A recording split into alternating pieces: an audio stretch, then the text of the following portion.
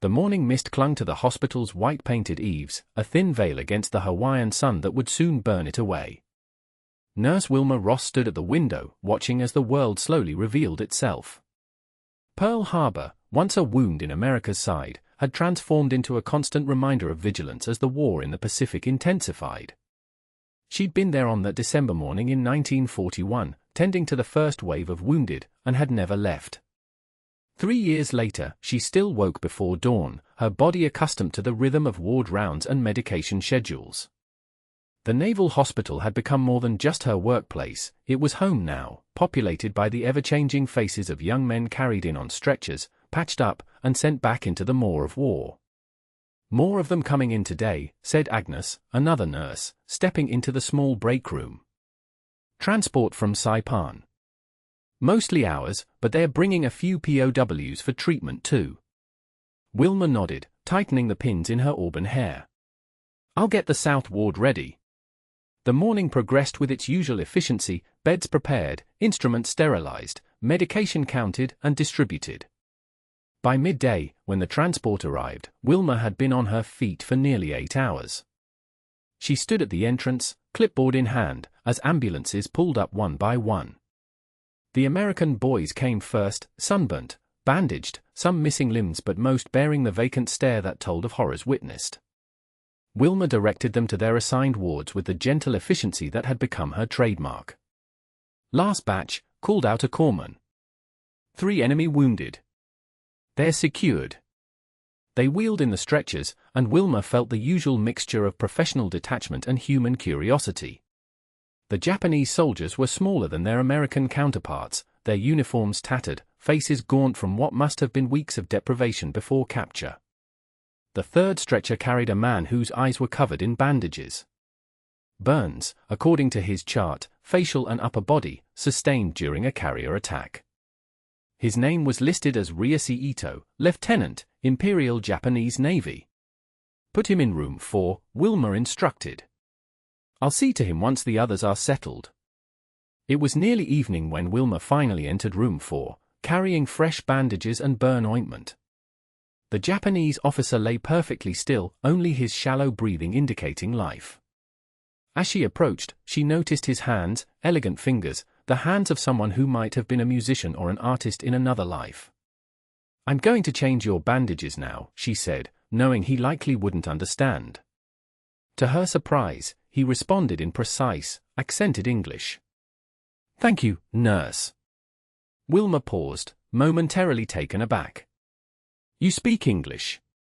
"Yes. I studied at university in Kyoto. English literature." His voice was soft, cultured, nothing like the guttural barks portrayed in propaganda posters. Wilma proceeded with her task, carefully removing the old bandages. The burns were severe around his eyes and forehead, less so on his cheeks. The army doctors had done preliminary work, but proper care would determine how much sight he retained. "This will hurt," she warned, applying the ointment. He made no sound, though she felt his body tense beneath her touch. "My name is Nurse Ross," she said, filling the silence. "I'll be overseeing your care." "Lieutenant Eto," he replied. "Though I suppose rank means little here. You're a patient now. That's what matters." Over the following days, Wilma found herself spending extra time in room 4. Lieutenant Eto was a model patient, uncomplaining, cooperative, and unfailingly polite. Unlike some POWs who remained fiercely defiant, he displayed a quiet dignity that commanded respect. During bandage changes, they began to talk. Small exchanges at first, about the weather, the sounds he could hear from his window, the progress of his healing. Then longer conversations as Wilma found herself lingering, drawn by his thoughtful observations and gentle humor. "Did you choose nursing, Miss Ross, or did it choose you?" he asked one evening as she checked his pulse. "A bit of both, I suppose. My father was a doctor in a small town in Minnesota. I grew up watching him care for people. And then the war came. Yes. I was already here in Hawaii when it happened. That morning." She stopped, suddenly aware of whom she was speaking to. "It's all right," he said softly. I understand. Do you? The question escaped before she could stop it. A long silence followed. I was not at Pearl Harbor, he finally said. I was on a carrier in the Marshall Islands.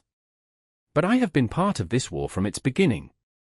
I have seen what men do to each other. Wilma finished her task and gathered her supplies. Rest now. Tomorrow we'll try removing the eye bandages. The next day, with a doctor present, Wilma carefully unwound the gauze from Eto's eyes. The burns had healed remarkably well, leaving scars but no severe tissue damage. Slowly, he opened his eyes, blinking rapidly against even the dim light of the room. Can you see? The doctor asked. Shadows. Shapes. Eto's gaze moved around the room, then settled on Wilma. Is that you, Nurse Ross? Yes. A small smile touched his lips. You are exactly as I imagined. The doctor made notes on his chart. Vision should continue to improve.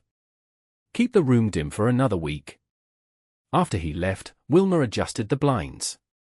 Is that better? Much, Eto said. Thank you for your care. It's my job. No, he shook his head slightly. You have been kind when you had every reason not to be. That evening, against her better judgment, Wilma brought him a book, Whitman's Leaves of Grass, from her personal collection. You mentioned studying literature. I thought you might enjoy this. His fingers traced the worn cover. I know Whitman. I am the poet of the body and I am the poet of the soul. I go with the slaves of the earth equally with the masters, Wilma continued, surprising herself. Eto looked up at her, his dark eyes still adjusting to sight. You read poetry. My father loved Whitman. He believed in seeing the humanity in everyone.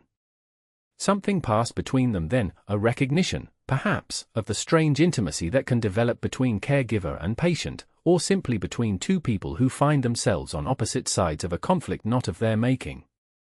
As the weeks passed, Eto's vision improved, and with it, his strength. He began to walk short distances, always under guard but with increasing confidence. Wilma found reasons to check on him throughout her shifts, bringing him small comforts, an extra blanket, a different book, occasionally a piece of fruit saved from her own ration. One quiet afternoon, as she read to him from Dickens, he asked, May I know your first name, Nurse Ross? She hesitated. Professional boundaries existed for a reason. Wilma, she said finally. Wilma, he repeated, testing the sound. It suits you. And yours? Your given name. Ryusei. It means shooting stars in Japanese. Wilma smiled. That's beautiful. My mother chose it. She said I came into the world quickly, like a star falling from heaven. These moments, quiet, human exchanges, became a respite from the harsh realities of the war that raged beyond the hospital walls. News of Pacific battles arrived daily, each victory or defeat marked by a new influx of wounded. Wilma found herself dreading the day Lieutenant Eto would be well enough to be transferred to a proper POW camp. That day came sooner than expected. In late October, orders arrived for all recovering Japanese prisoners to be relocated to a facility in California. Tomorrow, Wilma told him during her evening rounds, trying to keep her voice professional. Eto sat by the window, Whitman's poems open on his lap. I see, he said quietly. I have been expecting this. The doctors say your vision is nearly restored. The burns have healed as well as can be expected. Thanks to your care. He closed the book. I wish to return this to you. Keep it, she said impulsively. As a reminder of my time as an enemy captive. His smile was gentle, without bitterness. Of a time when you were simply my patient. He looked at her then, really looked at her, and Wilma felt exposed in a way that had nothing to do with physical vulnerability. Wilma Ross, he said softly. I will remember you. She should have left then, completed her rounds, maintained the professional distance that had already eroded dangerously. Instead, she sat in the chair opposite him. Tell me about your home, she said. Your life before all this. And so he did. As night settled over the hospital, Ryusei spoke of Kamakura, the coastal town where he'd grown up, of the great bronze Buddha statue that faced the sea, of cherry blossoms in spring, of his father who taught philosophy and his mother who played the koto, of the path he was expected to follow and the one he chose instead. In turn, Wilma shared stories of Minnesota winters, of her brothers now fighting in Europe, of the small-town library where she'd discovered worlds beyond her own, of her decision to become a nurse and seek something larger than the life laid out for her. We are not so different, he observed. No, she agreed. Just born on opposite shores. Morning came too quickly. Wilma wasn't scheduled for the early shift, but she arrived anyway, watching from a distance as Ryusei and the other Japanese prisoners were loaded onto transport vehicles. He wore a standard-issue POW uniform, his personal belongings, what little he had, contained in a small bundle.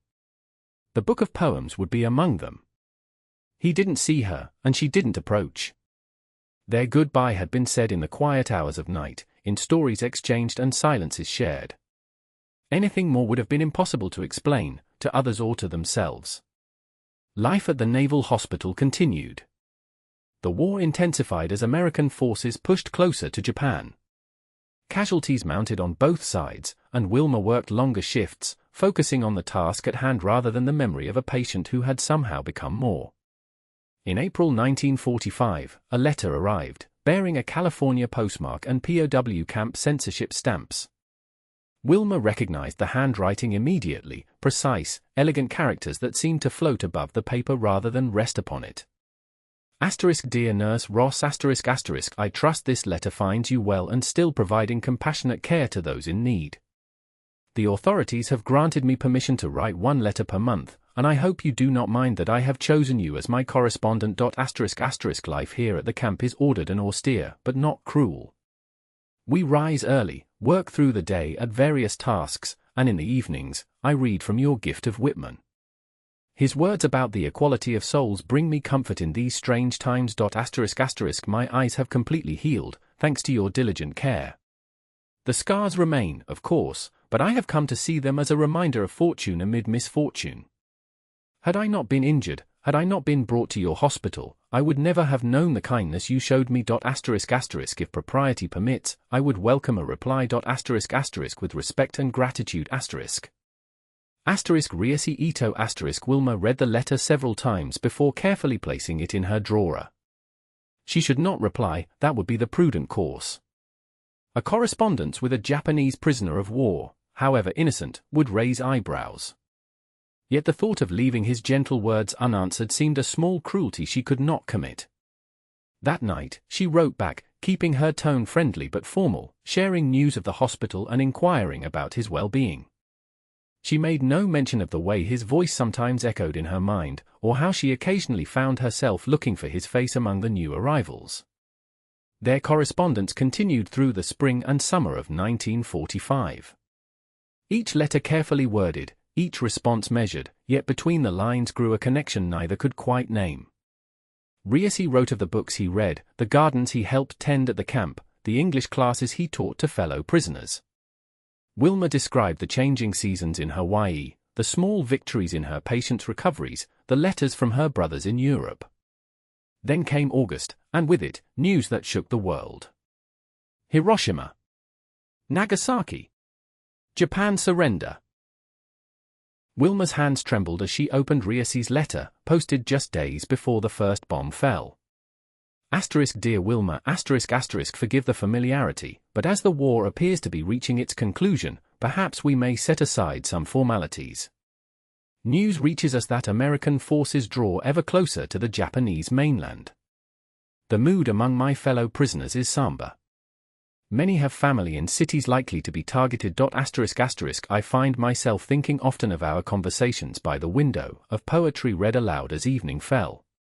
In the midst of this terrible conflict, those moments stand as evidence that humanity can persist even between supposed enemies. There is talk that prisoners will begin to be repatriated once hostilities cease. I both long for and dread the prospect of returning to Japan. What will remain of the home I knew? And what becomes of connections made in the strangest of circumstances? ***, I have taken the liberty of enclosing a small token, a paper crane I have folded from the margin of a newspaper. In my culture, these cranes symbolize peace and healing. May it bring both to you, who have already given those gifts to me. Yours in friendship. Ryusei. The tiny paper crane was perfectly formed, no larger than her thumbnail. Wilma placed it carefully on her bedside table and began to compose a reply, but words failed her. How could she express the complicated emotions that swirled within, relief that the war was ending, horror at the means of its conclusion, and a personal confusion about what these world-changing events would mean for a correspondence that had come to mean so much? When news of Japan's formal surrender reached Hawaii, celebrations erupted across the island. Wilma worked through the night as soldiers and sailors marked the occasion with a recklessness that resulted in numerous injuries. By morning, exhausted and emotionally drained, she finally completed her reply to Ryusei. Dear Ryusei, the war is over. By now, you will have heard of the terrible new weapons used against your homeland. I cannot find words adequate to address such devastation, nor can I reconcile the joy of peace with the means of its achievement. Your crane sits on my table, a reminder of beauty that can be created even from discarded things. I find myself looking at it in quiet moments, thinking of you and hoping that whatever comes next brings healing rather than further suffering. They say prisoners will indeed be returning home soon. Japan faces a long reconstruction, but I believe in the resilience of people to rebuild what has been lost. My brothers write that they will be coming home from Europe by Christmas. The world is changing once more. When you return to Japan, know that you carry with you the respect and good wishes of one American nurse who came to see you not as an enemy, but as a fellow traveler through difficult times. With warm regards. Wilma. Months passed with no response. Wilma told herself this was to be expected, the chaos of surrender, the logistics of repatriation, the devastation in Japan that would disrupt all normal communication. Still, she found herself checking the mail with diminishing hope, the tiny paper crane her only tangible connection to a relationship that increasingly seemed like a dream. By Christmas 1945, the hospital had begun to return to its peacetime routine. Many nurses, their wartime service complete, returned to civilian life. Wilma chose to stay, taking on administrative duties and training new staff. Hawaii had become home, its rhythms and beauty a balm to the soul after years of witnessing suffering. It was a clear January morning in 1946 when an orderly brought her a letter with foreign stamps. Dear Wilma, I write to you from Tokyo, where I have found employment as a translator for the American occupation forces. The city I knew exists now only in memory, the bombing campaigns left little standing. And yet, amid the rubble, life continues with remarkable persistence. My family in Kamakura survived the war, though our home did not. My father, now in failing health, speaks often of the futility of the path Japan chose. My mother plays her koto in the evenings, the ancient melodies a thread connecting past to present. I work closely with American officers who, just months ago, directed campaigns against my countrymen. They are fair-minded men for the most part, dedicated to rebuilding rather than punishment. In their faces, I sometimes see echoes of the compassion you showed me when I was at my most vulnerable. The scars on my face mark me as a veteran, though I rarely speak of my service. How does one reconcile duty to country with the knowledge that such duty led to unspeakable suffering? This is the question that haunts many of us who survived. I have kept your letters, read and reread them during difficult moments. In your words, I find a reminder that human connection can transcend the artificial boundaries of nation and circumstance. If you are still in Hawaii, if this reaches you, know that you remain in my thoughts as a light that shone during the darkest period of my life. With deepest gratitude. Ryusei. Wilma's reply was immediate, her relief palpable in every line. Their correspondence resumed, now without censors or wartime restrictions.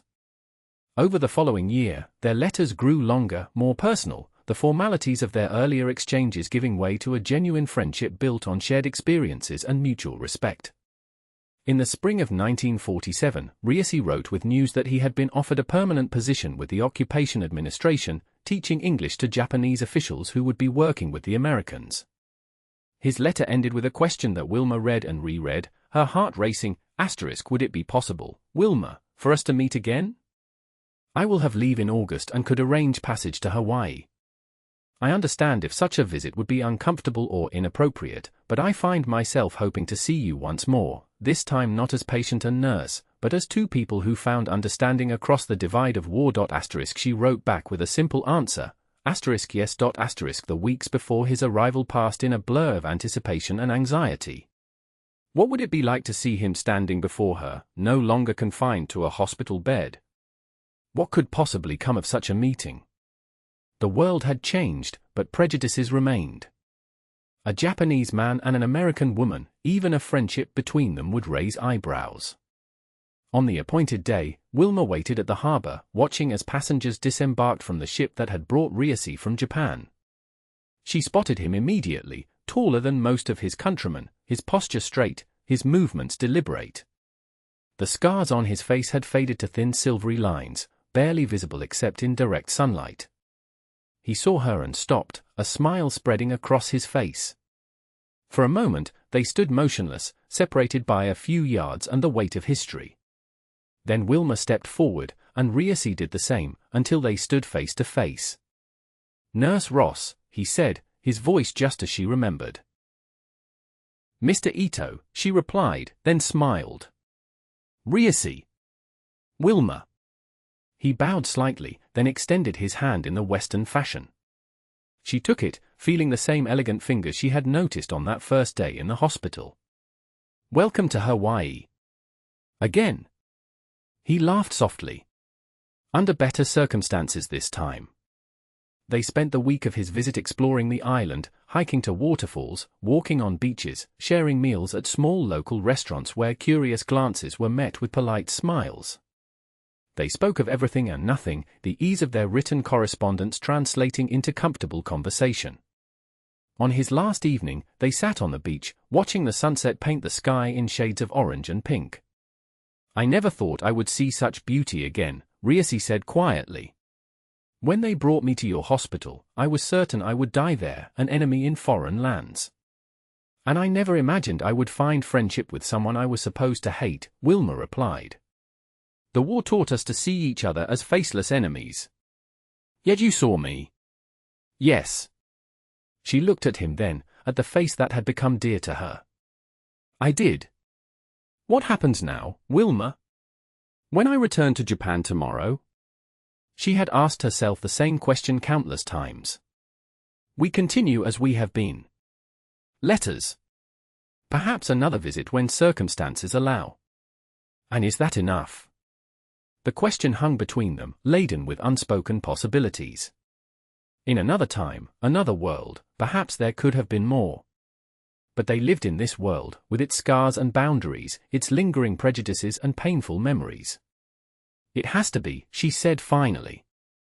"For now." He nodded, understanding in his eyes. "Then I shall write, and wait, and hope for a world that continues to heal." The following morning, she saw him off at the harbor, their goodbye as quiet and dignified as their reunion had been. No promises were made, no declarations offered. Only a handshake, lingering perhaps a moment longer than convention dictated, and words that carried more meaning than their simplicity suggested. "Until next time," he said. "Until then," she replied. Their correspondence continued through the years that followed.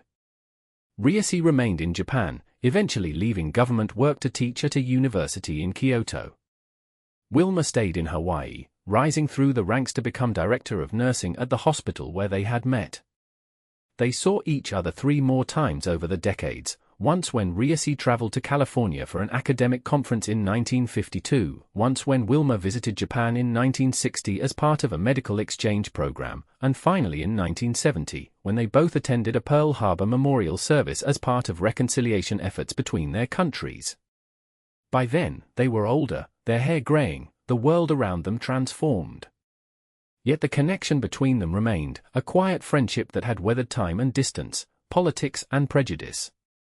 In the spring of 1972, a package arrived at Wilma's home in Honolulu. Inside was a letter, longer than any Ryusei had sent before, and a small wooden box of exquisite craftsmanship. My dear Wilma, the doctors tell me I have little time remaining. Cancer, that indiscriminate enemy, has taken hold in my lungs and spread too far for treatment. I face this final journey with the same philosophy that has guided me since those days in your hospital ward: acceptance of what cannot be changed, and gratitude for the unexpected gifts life has offered. Chief among those gifts has been your friendship. In the darkest chapter of my life, you showed me compassion when you had every reason for hatred. Through your care, I not only regained my sight but was granted a new vision, one that saw beyond national allegiance to our common humanity. The enclosed box contains the letters you wrote to me over these many years. I have kept every one, from the formal, careful notes of wartime to our more recent exchanges. They have been a treasure beyond price, but I cannot bear the thought of them being lost or discarded when I am gone. I return them to you now, along with my profound thanks for each word written. I have also enclosed the book of Whitman's poems you gave me so long ago. Its pages are worn from countless readings, certain passages marked by my fingers turning to them again and again.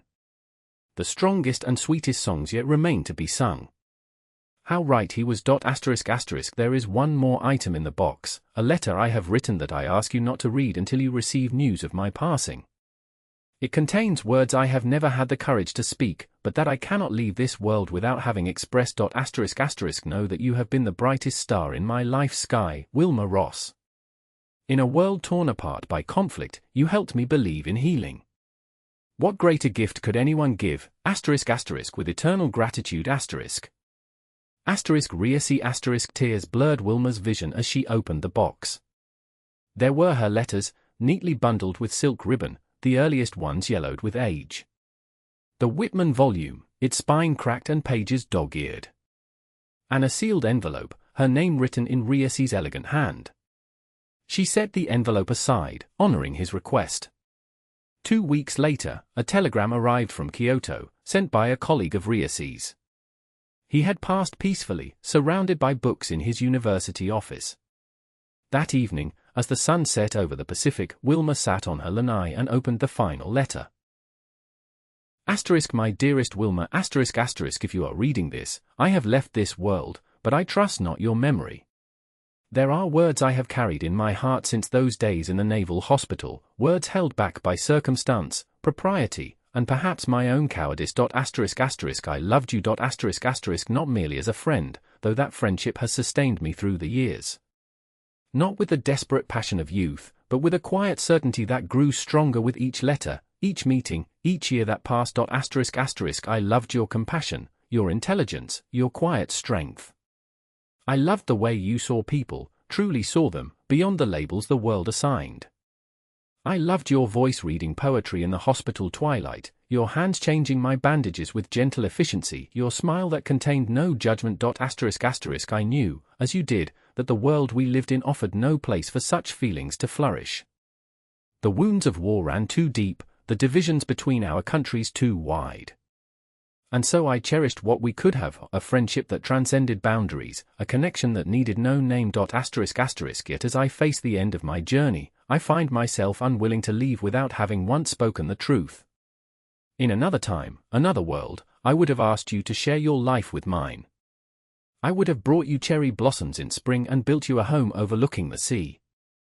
We would have grown old reading poetry to each other as the sun set. Perhaps such honesty is selfish when I will not be present to face its consequences.